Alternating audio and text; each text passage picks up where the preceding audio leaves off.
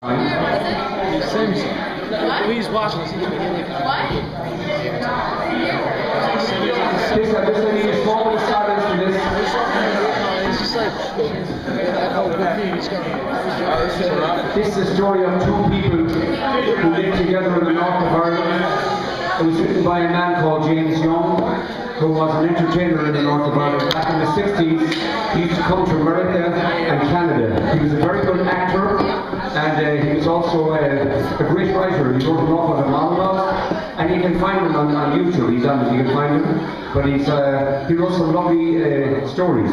There was always great moral in his stories, and he wrote this one, which is called Wee Sam. And Wee Sam is a Catholic boy living in the 60s beside his neighbour, and his Catholic stepbrother is a Protestant boy living beside his neighbour Devlin. Devlin is a Catholic, he's living right beside each other.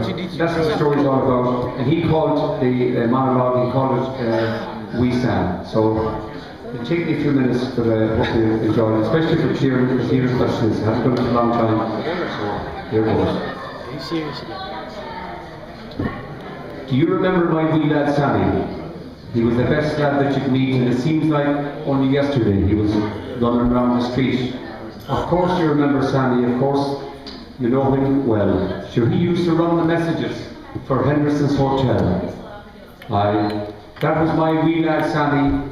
He was wee as wee lads go, but he was a desperate lad for fighting. He would fight with friend or foe.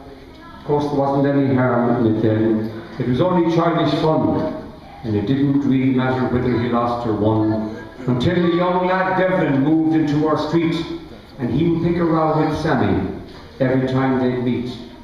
I warned them about young Devlin, to avoid him like the plague, for there's hardly any need to tell you that young Devlin was a take. And evening after evening, coming home from school, he would pick a row with Sammy about religion as a rule.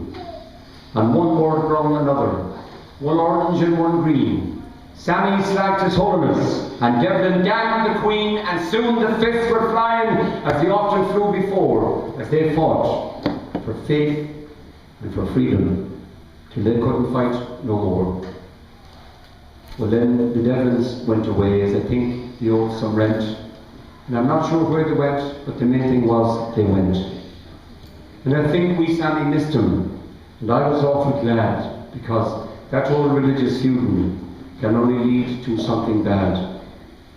Time went by and Sammy left his school years far behind. He forgot about young Devlin, he had other things to mind, until one Saturday evening, coming home from Windsor Park, he heard a then supporter make a cutting old remark. He thought he recognised the voice, and as the man came up he said, "You," and said, "Sam, you papish pup." And one word brought another, one orange and one green. Sammy slagged his holiness, and Devlin damned the queen, and soon the fists were flying, as they often flew before, as they fought for faith and for freedom. They couldn't fight no more. Well, that was a strange coincidence, and Sammy soon forgot. He had other things to bother him, like redundancy and that.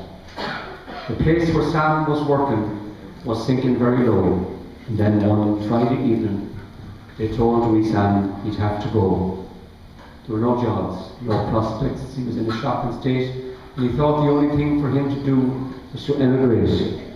I tried to talk him out of it, but he wouldn't change his mind, and so he sailed off for America to see what he could find. And later on he wrote how he was thriving in New York. He had a motor all his own and a flat beside his work.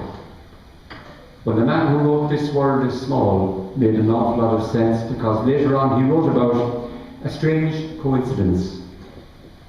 One evening in Manhattan, he was walking down the street when he met the last man in this world he thought he'd ever meet. It was Devlin, sure as blazes, the lad he used to know. And wee Sammy nearly fainted when young Devlin said, "Hello." They exchanged some pleasant greetings, as they often used to do, and then they went into the nearest pub to have a drink or two, and one word brought another, one orange and one green. Sammy slagged his holiness, and Devlin damned the queen, and soon the fists were flying, as they often flew before, as they fought for faith and for freedom, till they couldn't fight no more. But then they stopped fighting. They stopped fighting and they started laughing.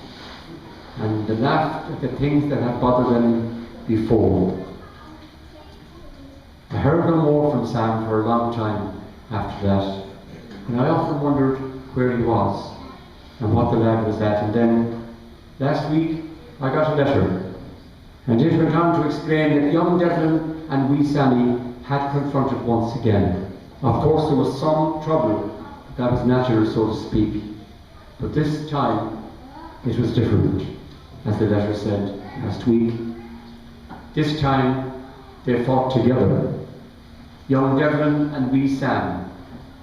They fought and they died together on a hill in Vietnam. Thank you for the graduate here over here.